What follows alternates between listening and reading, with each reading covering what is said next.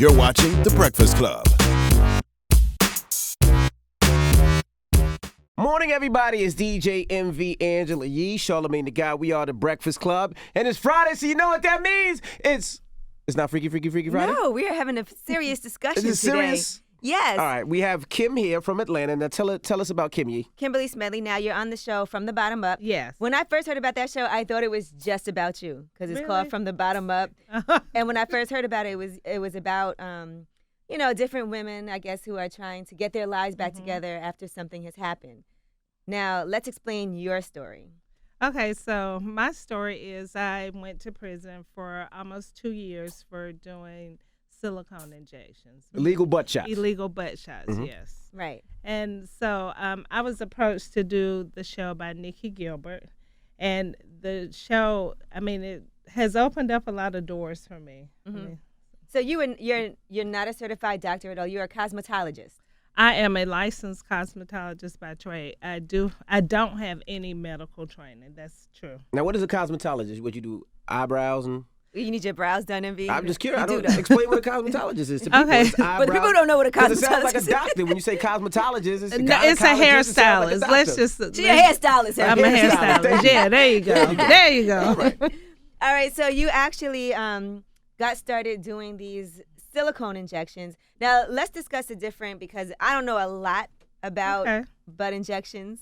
But we know you don't know. I don't know a lot, okay? She's got a flat ass, sorry. You know what?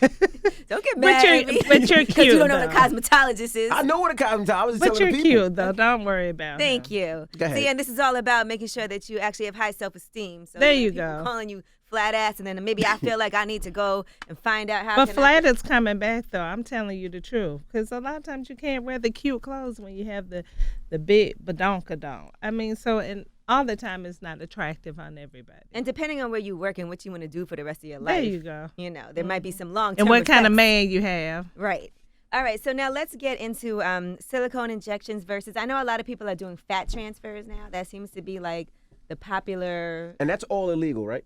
That's legal. Fat transfers are legal. Transfer is legal. You can take fat out your side and put it in your butt. That's yes, fine. but some women don't have any fat to take from one area of their body to put into their butt. So that was a client for me, you know. So what got you into doing butt injections? Oh, it's such a long story, but I'll make it short. So I was working as a hairstylist. Cosmetologist. A licensed cosmetologist. A licensed cosmetologist in a salon. And one of my friends, he was a gay guy, and he was involved in doing the silicone injections. He was very well known in the transgender. He was doing it to himself? No. Oh. He was known in the transgender community. People don't know that that's really where the silicone injection started, was in the transgender community. Because back in the 80s and 90s, there weren't plastic surgeons that would actually help a man transform into being a woman. Oh. So they always went the black market route. They would get their faces done, breasts, absolutely. So but gay guys started with the Transgenders. But my friend was a gay guy, so he was well known in that community. So it was at that time that I actually learned what he was doing, because I used to go to pageants with him in Chicago. There was a real popular transgender pageant called the Miss Continental pageant. Right. And I went to a pageant with him one year, not knowing what he was actually going to do. And it's when I learned that he was doing the silicone injections. And from that point on, it's like, I had to have it, you know. Oh, he did it to you? He did, because my butt was so flat and I was so tired of being teased as a young woman. But not that I was looking. But when you go to a dentist, you look at a dentist's teeth. So when you came in here, we looked at your butt to see what your butt. Now, your butt is big. It's not huge, is it? How many shots did you get? Okay, so this is so much to it. So I actually got 2 series of the injections back in 1999. However, at that time, I was not the size that I am now. I was smaller. Right. So as I gained weight, then, of course, the butt gets bigger. Yes, it does. Now, I've heard a lot of things about the silicone injections. Like, I've heard that you have to keep getting them, because if you don't, that's not true. They say it gets hard, and then you have to keep getting it to cover it up. It gets lumpy. Well, I will say this. I will just speak from what I know, right, because of what I used to do. You should not have to continue to get silicone injections. When you see women that have overdone it, it's because they really overdid it. They got too many injections. It should never be lumpy. It should never be hard. However, I will say this. There are so many people that are out here doing the silicone injections now, and they're putting whatever into women's bodies. Like caulk and glue. Oh, my goodness. All kinds of stuff. But you were getting paid, though. You were getting some money. How much were you getting? It was a very lucrative business. I actually did it for 12 years. And so you were caking. It was lucrative. How'd you get caught? There was a client of mine in Baltimore who had actually gone to me, as well as a transgender in Philadelphia. And by the way, he's in prison now. And she did start to have some complications. So, she called me, and I told her to go to the hospital, unbeknownst to me that she was going to implement me. And, it just launched a big federal case. And, I actually was not charged with silicone injections. I was charged with conspiracy to commit interstate commerce of a mislabeled, misbranded device. And I always knew what I was doing was illegal, but I never thought it would have been a federal case. I was just like, oh, okay. Get a little community service, keep it moving. Practicing medicine without a license. And every state I would travel to, I always had legal representation. Oh, you was ready just in case you got caught. Yeah, because, of course I knew what I was doing was illegal. So, yeah, for me, I was making sure that things were in order. But things happen for a reason, and I ended up going to federal prison, and so things have taken a much different course for me now. And to be honest, I'm grateful for that. Did you know any celebrities? Any celebrities or any? I did. I had quite a few celebrity clients. Would you tell us any? I can't. I cannot. You had celebrity clients like stars? Or absolutely. A-listers, B-listers, they have C-listers? been in here in this room, and I watch them on TV all the time. But there's one thing I must say. For me, I do talk about the celebrities in my book. I really do talk about names? them. It's Can deep. I get a book, man? It's deep. Envy, you don't know how to read. I do. Let me get a book. Now you want to read the book, right? I want to know the celebrity. I'm not That's all you care about. Now you got to go through the book. So you felt like, and as you said, you felt like you were helping people, though. Yes. In your head, you were like, okay, these are women that I'm really helping their self-esteem and helping them look the way that they want to look. I did, and I will say this again. Because I dealt with those issues. I really did. I remember growing up, going out to the clubs with my cousins and my friends, and they were all dressed cute, with the tight jeans and leggings on. And I was always the one, because my butt was flat, I was always going to have to show some breasts, but I would always wear a long jacket or a shirt to cover up my butt. And I'm not disrespecting your age. No. When you went out, butts weren't really the thing, because you're 45 now. Butts have always been the thing, and I'm older than 45. That was for the Caucasian community. Yeah. Get you a white man. Huh? Okay. So it was insecurity that brought you into it. Honestly, it really was, because I remember the guy saying, "Dang, she cute, but her ass is flat." And that's just the truth of the matter. So when I got it, I just remember how good I felt. I could wear different clothes I couldn't wear before. How fast does your ass grow, though? Is it immediately you stick it in and shoot? It's I don't know. That's what I'm It's like it's a balloon. Yeah, I don't know. You stick it in and goes? It's so funny, because what happens is, as soon as you receive the injections, you do start to notice a difference. You really do. Yeah, and I've cut clients off because they've wanted to come back. They become addicted. Mm-hmm. You see these women on TV. Man. I remember one of them was on what's her name? Ayanna Van Zandt? Yeah, Fix My Life. Mm-hmm. And she talked about the things that she had done to her butt. And it's ridiculous, because she continued to receive the injection. Is it reversible at all? Like, if you get too much, what can you do? Girl, it's not coming out. I hear K. Michelle talking about she's getting hers out. It's not good. She knows it's not coming out. You can't shave your butt? Shave it? Like shave it. Chisel? Yeah, like chisel that ass. Shut up, Em. Can you? I don't know. I'm asking. It's ridiculous. I'm just asking. Can you? No. Oh. No, you cannot. And that's one of the things that I talk about now. And I used to tell my clients this. okay, are you sure this is what you want? Because once you cross that line, you cannot go back. And, there are plastic surgeons that don't even know the long-term risks. Like, they're finding out more and more as time goes on. But even when I was doing the injections, I would always tell them, I'm not a doctor, not a nurse. So I need for you to do your due diligence, and make sure this is something that you want, because it's not reversible. Right. And it's so sad because I have a website and women contact me on my website often looking, for answers. Like, I've had this done and now I'm having problems with my legs or whatever. It can cause like blood clots, right? And all shortness of breathing. It can, and that's what normally happens when a person is receiving the injections at the time. If they start to get that shortness of breath, because that means that whoever was doing the injections actually hit a vein or something, and the fluid goes into the veins and then immediately goes into the lungs, and that's how you end up with deaths. I mean, I've been so blessed that I've never had anyone to die, any missing body parts or any serious conditions that I know of. So I'm very blessed, and I promise you, at the time I was making good money, and I'm tempted on a daily basis almost, because people do contact me. But I make secretly, can we do this? Nobody has to know. Yeah. Between $500 and $1,600 procedure. If she did 5 a day. But you were doing like 10 a day. I would do sometimes between 10 and 15 clients. 10 a day, that's 10 grand, over 10,000 a day. Emmy would do it. Emmy's like, where do I sign up? What? So let me ask you a question, right?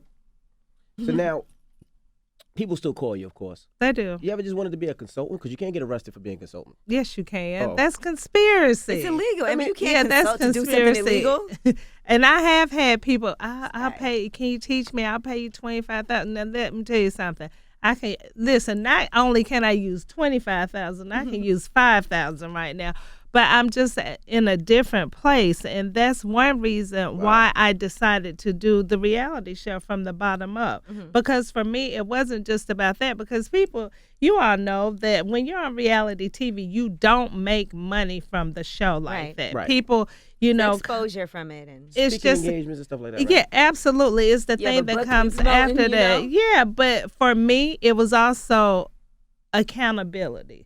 So now you're out here on the forefront, you start back doing injections, then there are going to be some consequences. So you can forget it. Yeah, so that for me, it was a sense of accountability and just saying, you know what, if you're done, be done. Now, you only got arrested one time? That was the only time? I did. So that was the only problem you had with the law with butt injections? Yes, that was the only time I ever had a problem with the butt injections. Now, there was a time I remember I was in New York, and one of my clients, I thought we were friends. What was her name?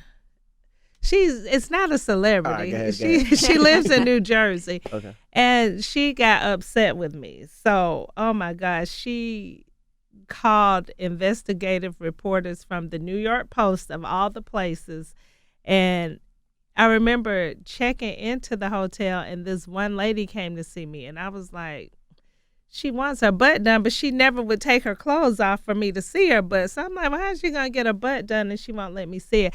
I flew home the next day, found out that she was an investigative reporter. Wow. And there was this big article in the New York Post. And even with that, I still did not. Nothing happened. What you do with all your money? Because you made a lot of money. I did. I made a lot of money. You was balling in the clubs. You got a mansion being in Atlanta. Black, just being black, what kind traveling. Of car were you driving? Here's the thing. I never had a Mercedes or a BMW. I've always been an Infiniti or an Acura chick. But, you know. You old school. Old school. Yeah, and I still love those cars. I do.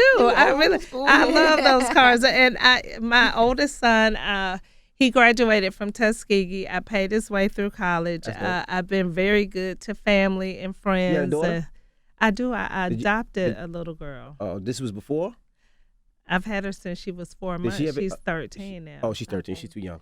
No, she's not. Comes to you and she goes, Mom, I'm flat. I have no ass, and at age 16, I want to get. Now you can do the fat transfer, which is supposed to be. But she doesn't have any fat. She's a dancer. You know but if she wants an ass, what do you say? Because you got one, and you helped women get one out there. So how can you tell her no? It's so funny because that's something. Okay, let me just say this. Not my daughter, but my goddaughter. I have one that's 16 and one that's 22. Right. So when I first caught my case, like, people did not know what I was doing. My family members, I mean, I was in they church. Said you had money doing hair. They were just happy for Christmas. They knew I didn't. It wasn't from hair because at the time I was. Even while I was doing the injections, I always had a legal business. I mean, I've owned 2 nightclubs. I've What clubs? built houses. One is called Jet Lounge, and the other one is Chit Chats. Chit Chats is still open. They strip clubs? Not strip clubs. You did a lot of strippers, though. I did a lot of strippers. Yeah, they're actually, it's from the strippers that I gained other clients. Right. So I was saying, no one knew what I was doing. I was in church every Sunday, every Wednesday. My kids were very active in church. I mean, you didn't do nobody in the church, did you? I didn't do anybody in the church. But the thing is, when I caught my case, I had to go back to these people and explain to them what happened. And my goddaughters were at that age. The first thing they said was like, well, one of them, she was like, oh my God, I want a butt. Did you do Beyonce's butt? I was like, no, I didn't do Beyonce's butt. But I think at that time, I didn't do her. I didn't do her, but at that time is when it really did start to. It's like, damn, what am I gonna say to my daughter or my god kids if they want a butt? Do some squats. Now I don't know. Let me just be honest, because I keep it real. Like, if my daughter were to come to me and she never had a butt, well, she does have a little butt. But she's not big. You know, she's a petite girl. You have to gain weight to do the fat transfer. You do. So get fatter so they can take fat. I don't know what I would say to her. I just know that I would not send her the black market route. At all. No, especially if I'm not. But would I say, okay, well, girl, let me think now. I mean, who is it? Somebody I know that does a good job? I don't know. But I would definitely try to discourage her. But what do you really say to a woman that desires something that they've never had and they're very passionate about it? Feel beautiful regardless. You had a daddy in your life? I was about to say I did not. And I could tell, because one thing I tell my daughter every day is she looks beautiful and she looks amazing. And sometimes when you don't tell that to your children, they have something where they look for other people for that. And when they don't get that, that's true. They want the breast, they want the ass, or they want their face done. Damn. It just seems like it's so much more popular now than it's ever been, with people getting all kinds of stuff done, like lip fillers and getting their butt done and getting the fat transfers and getting their cheeks done. Sometimes it's like, okay, when is it ever? When does it stop? So nobody looks real. Like, sometimes I feel like a lot of people just look like they all went to the same places, got the same procedures done, and they all kind of look like, Did you do K. Michelle's butt? I do know K. Michelle. She said she knows her. You know Nicki Minaj? They're nice girls.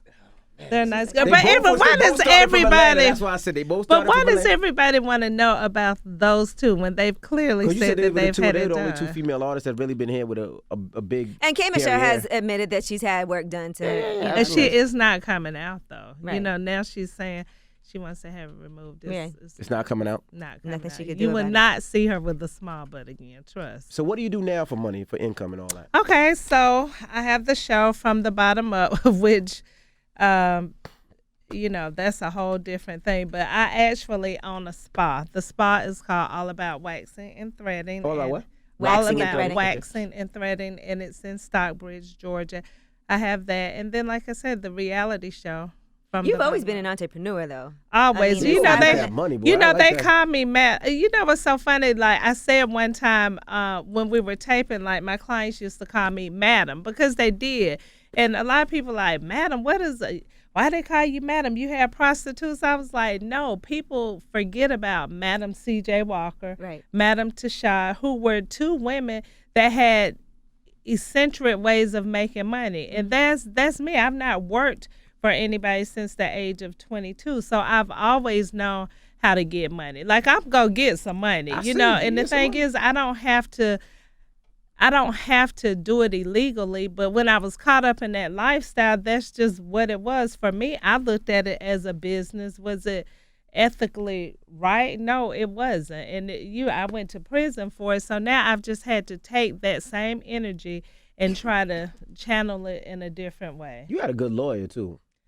Stephen Byrne is I don't know who bomb. it was, but the fact that you did all these and you made $1,600, quote, allegedly over $1 million, and all you had to do is give back $25,000, $8,000 restitution. That was a great lawyer. I need his number just in case. He's the bomb. He really is. What are you is. doing? Now I might don't do nothing. Yeah, what are you doing? But just in case. Let me tell you something. Federal prison is not a joke, and I'm grateful that I did do federal prison because it's so different from state prison. You know, I was in a camp. Pop.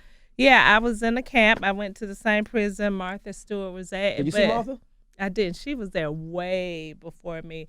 If Martha came to you in prison and said, I need some butt shots, would you have done it? You'd be surprised how many women, when I walked on the compound, because I had done this interview with Sister to Sister magazine, and when I got on the compound, it's like people were coming up to me, I go home in 12 months, can I, do you? I'm like, are you kidding me? You planning for their release. Yeah, that's right. Absolutely. But I just want to share this if I can. Okay, so while I was in prison, I encountered a lot of women that were left behind.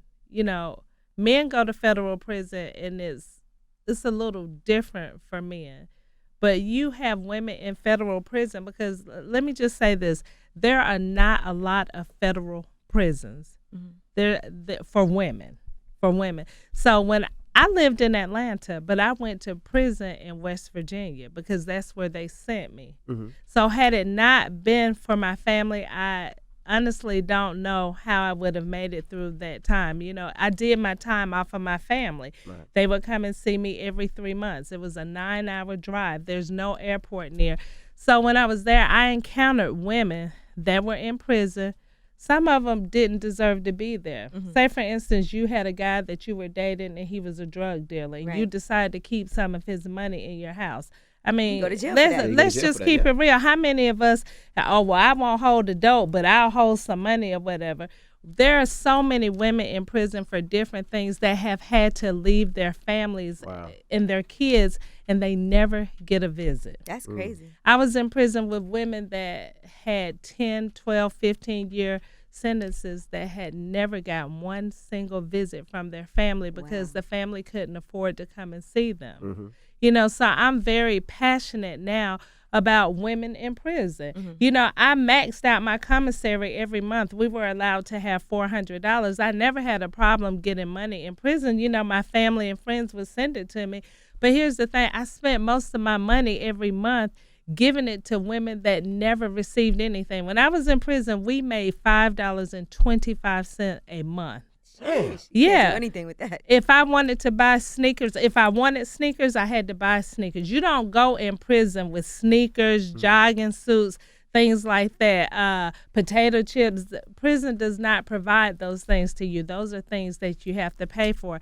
So I think, God has different paths for us to take. I very well could have gotten a state case, got a slap on the wrist.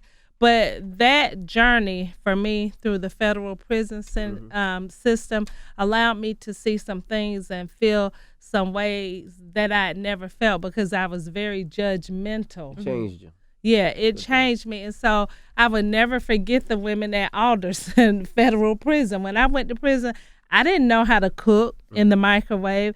These women really took care of me. I mean, I know some of them like, well, did you go to jail and were you a bulldagger? I never once had an unhealthy relationship in prison. It was like they said either you gay or you crochet. So I was sending shit home every week because I was crocheting my ass off. Yeah, but it's like I think too that we have a tendency to forget about the women, and there are a lot of women in federal prison. Are you keeping in touch with some of those women?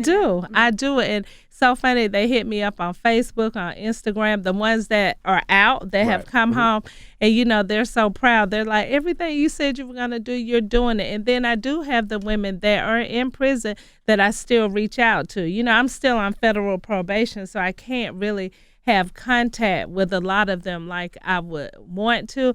But, my probation will be over soon, and I plan to go back to the prison. I do.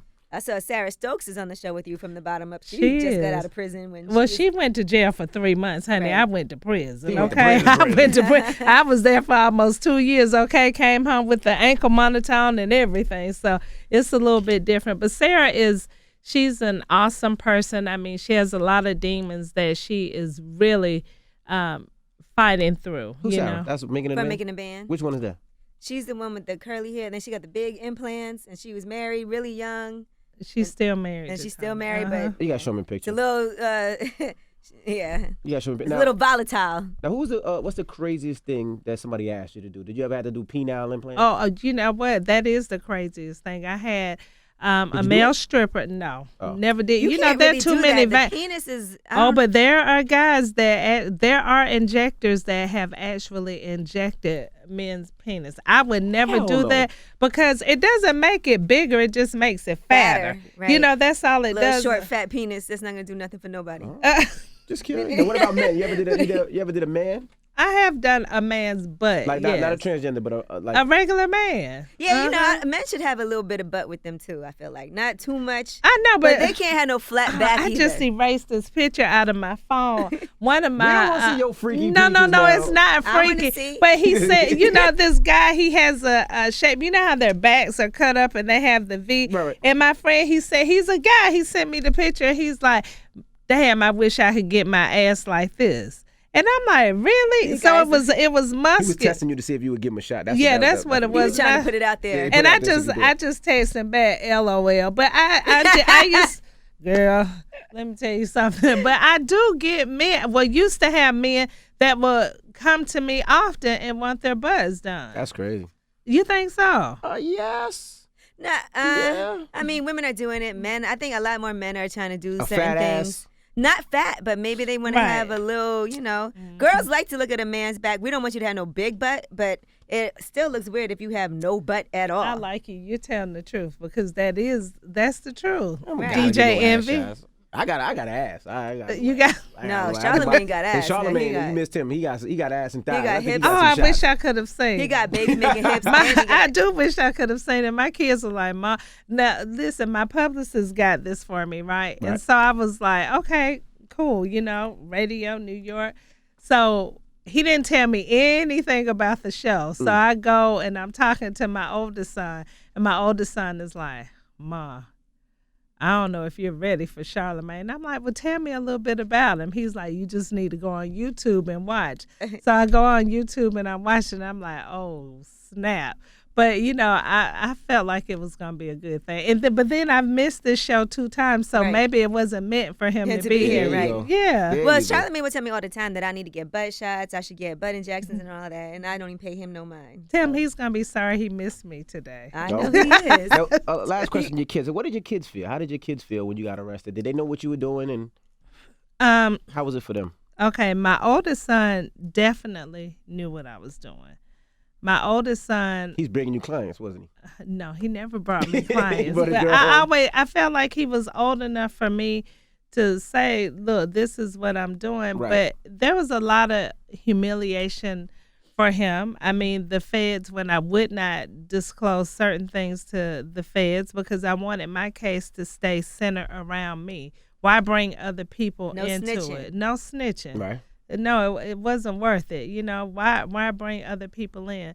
They actually wanted to charge my son with conspiracy. Whoa. Really? Yeah, they wanted you to because talk. Because you told him. okay, if I was here in New York doing clients, which I had a lot of clients here in New York and New Jersey, I might run out of needles or syringes, and I would just be like, can you just put this in the mail for me? Now, at the time, I could have very easily have gone to the pharmacy, gotten what I needed, but because I used to buy them in bulk, it was always at the house. Right. So I would ask him to send it. So they found out that he was sending things to me. Now, had I known that it would have implemented my son, I never would have asked him. Never would have asked him. So as my case went on, and every time they would come to me with something, I would nope, not answering that. Nope, not telling that. Mm-hmm. They started to try to implement my son. Like, you get know you we're to going to talk. put your son My in jail. mom. Wow. My mom, I mean, I remember times I would be out of town and I might forget to pay a bill or just, would send my mom some money. Go to Wells Fargo, put it in her account. Boom. Mama, can you pay this for me? That's money laundering. Right. Did not You know did that. not know that. Did not know You that. didn't even I'm anticipate sending getting arrested anyway. No, I'm ever. sending 2,000-3,000. I mean 2,000-3,000. I mean, it's not like I'm putting 10, 15, 20,000 in her account. Did not know that's money laundering. So my family was deeply affected. The kids, my youngest son quit college. The youngest daughter, the girl that I adopted, that I promised to take care of, I'm having to leave her. I actually had to postpone going to prison so that she could get therapy. Wow. So yeah, it was very deep. When you look back, do you think it was wrong because of what you were doing to these women? You didn't know what the long-term effects would be, or do you think it was wrong because it was illegal? I think definitely wrong because I don't know the long-term effects. I mean, the doctors don't even really know. And up until the day I walked into the prison, I felt like I had been treated so wrong. I was like, damn, I'm going to jail and I've helped women change their lives. I'm looking at my clients on TV. You know, I had clients telling me how much I, have changed their life. So I went to prison feeling like I had been wrongly accused. Yes, it was wrong, but I felt like I had not been treated I'm fairly. helping people. Yes, but it's like when you get in prison, you have a lot of time to think and accept responsibility for what you've done. And so for me, those long nights, long days, I started to think about what if someone would have died? Right. Oh, what man. if someone had to have legs or arms amputated? Could I have lived with that? Right. And then it's like when I would call my attorney, oh my God, he would be like, oh my God, Kim, I had like three attorneys calling me. They're fighting this case. It's like when I went to prison, people just started dying.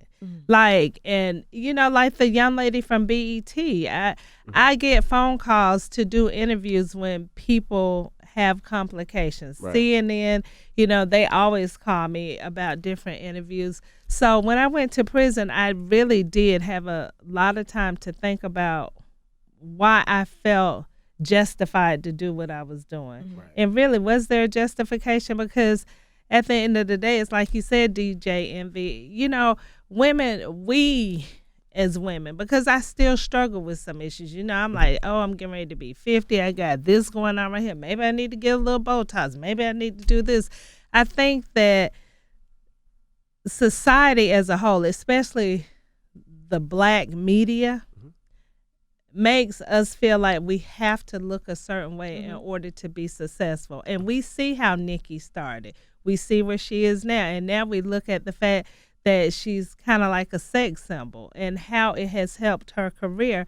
But I want women to know, and I do tell my daughter this, like, look, you have to learn to love yourself from within. Those ugly parts on the inside of us, those are things that we have to work on first.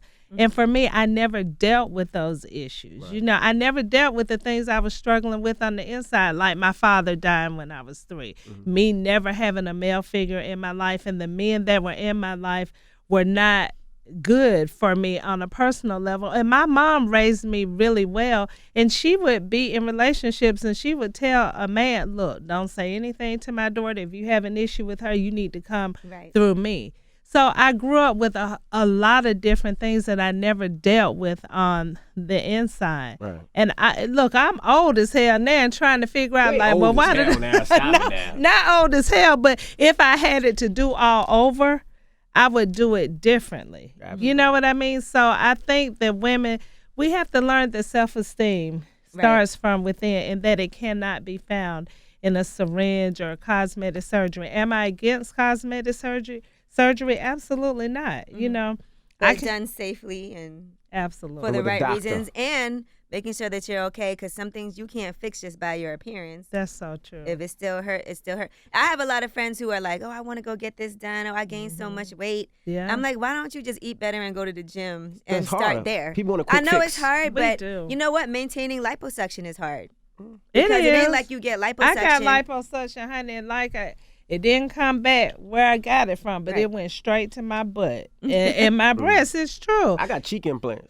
No, you did. You need to get some though. Let me say, no, I'm just kidding. Just kidding. But I know we say it's difficult, like, to work out and to eat better, but those lifestyle changes are, I'm sure, healthier than just, because some people feel like it's such a quick fix. Yeah, it is. Like, I'm gonna eat what I want to eat, and I'm gonna just go get some liposuction. That's and, so true. And that's not a quick fix. I remember my doctor, when I went to get liposuction, he was like, you need to lose 20 pounds. I'm not losing 20 pounds. If I lose 20 pounds, I don't need to lose. So I get what you're saying. But and then when I was in prison, I had a lot of time to walk, exercise, do yoga. I did all kinds of things when I was in prison. But as soon as you hit the streets and life and reality sets back in, then you have to try to fit those same things that you were doing in prison to get healthy. Right. Yeah, and it's a lot. Right. But we do have to do it. But surgery is a lot too. That's major. It is. I'm not trying to have nothing done unnecessarily unless it's some emergency where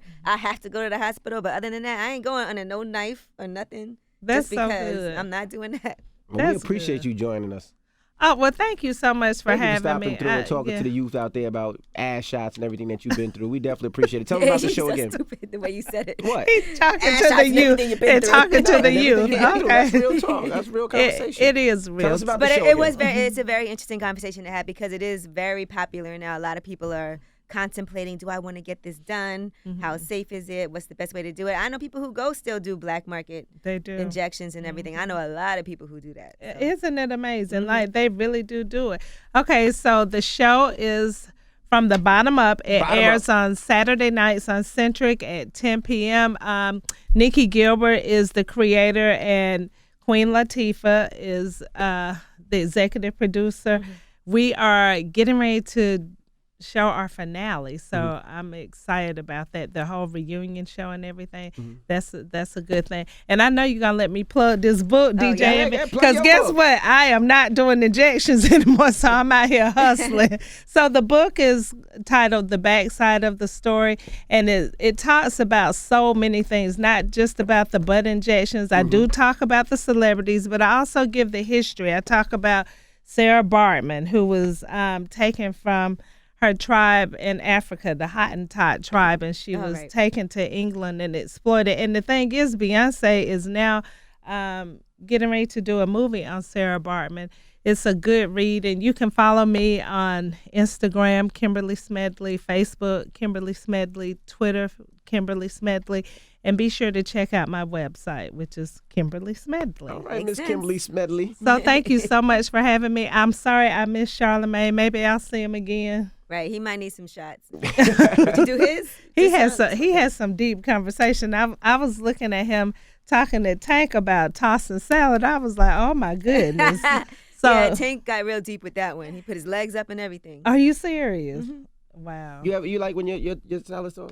Do I like when? Never mind. You know, y'all men are some freaky creatures. I must say that. You never did that to a man? No. Did I do it to a man? It's deep. Y'all are so nasty. Yeah, you know, nasty. It used to be a time when the women were nasty, but the men are nasty. I'd be like, and they sit right up there and act like they don't do that. Girl, let me tell you something. I stick my tongue in my wife's butt. See what I'm talking about? But see, it used to be a time when a man would say, oh, she a hoe. She just nasty. She do everything. Now you meet some of these men, you be like, damn, he did this to me. What is he going to do to the nasty? He is too nasty to have a relationship with. A little freaky over there, boy. No, it's just the truth. Y'all are something else. I look at it, I said, oh, the tables have turned, haven't they? All right, it's Kimberly. It's The Breakfast Club. Good morning. The Breakfast Club. Every weekday morning. Tune in.